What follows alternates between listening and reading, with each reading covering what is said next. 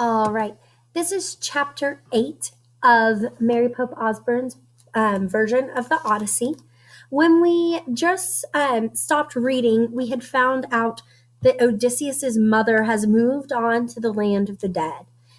This is the first time Odysseus finds out that his mother is no longer alive, waiting for him on Ithaca. And so we'll see how Odysseus reacts to this and what happens in the land of the dead when they try to summon the blind prophet Tiresias.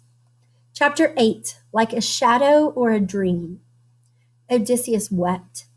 He had not seen his mother for more than 10 years, not since he had left Ithaca. He knew now that one of his worst fears had been realized. While he had been away, his beloved mother had died. He called her name, but the spirit of his mother did not speak to him. She did not seem even to recognize him.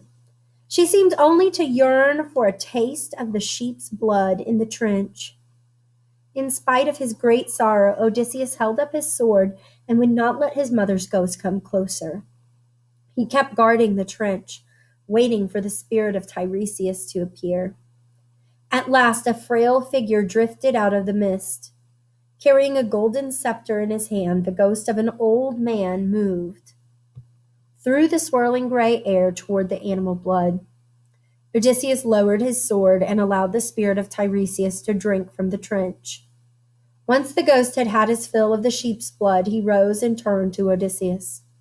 In a clear, cold voice, he said, "Odysseus, you have come to ask me about your journey home.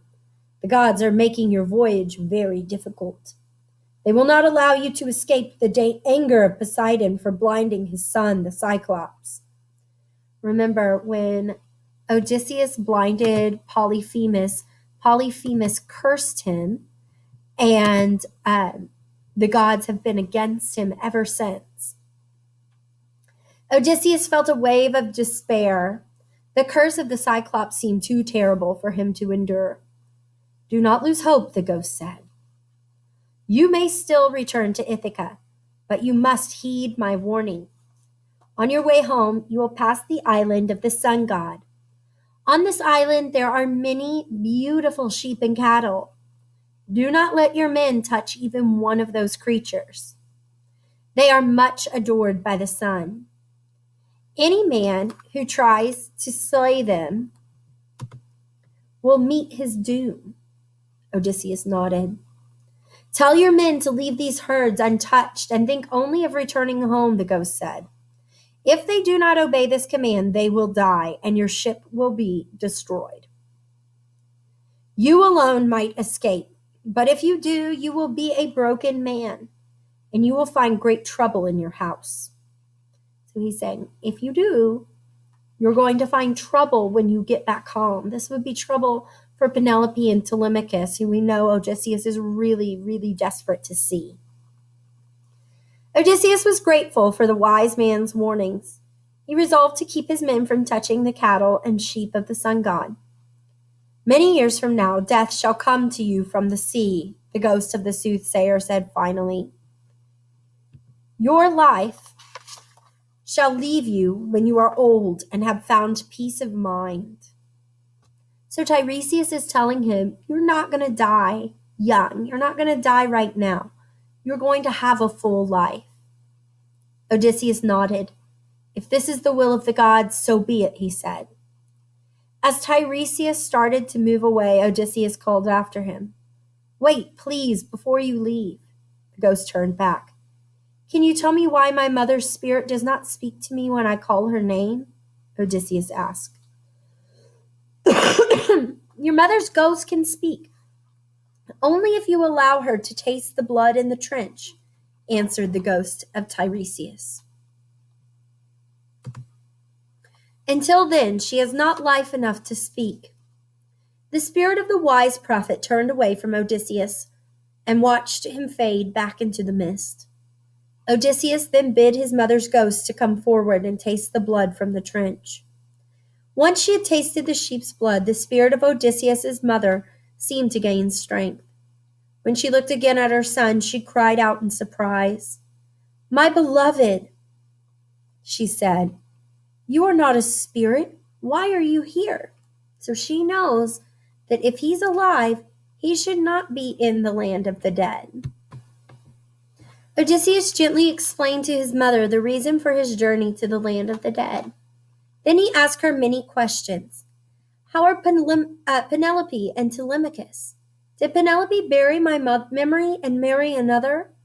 How is my father? Is he still alive? The ghost looked at her son sadly. Your family has been broken by sorrow, she said. Your wife still waits for you, but she spends her days and nights weeping. Your son is strong and brave.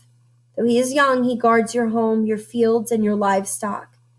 He also mourns your absence, as does your father. Your father lives in the country and never goes near town. In winter, he wears only rags and sleeps on the floor. In summer, he sleeps in the vineyard. He weeps for you all the time. Odysseus was grieved to hear this news of his family. And you, mother, he asked, what sad fate has befallen you? Your absence weighed too greatly on my heart, she said. As I grew more and more certain you would never return home, I became too sad to live. Odysseus reached out to embrace his mother's ghost. 3 times he tried, but each time she slipped away from him as if she were made of air.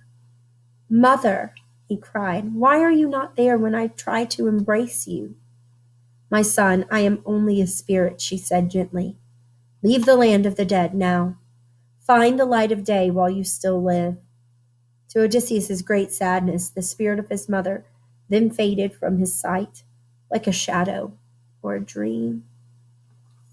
So even though he got to talk to his mother, I wonder if he's still really fulfilled. It didn't really seem like that was everything he was looking for. He seemed like he wanted to be able to, hug her and comfort her, and he wasn't really able to do that. She also brought bad news from home, right? His family's not doing so well. It's probably going to make Odysseus want to get home even faster. We'll continue reading to find out if Odysseus is able to get out of the land of the dead.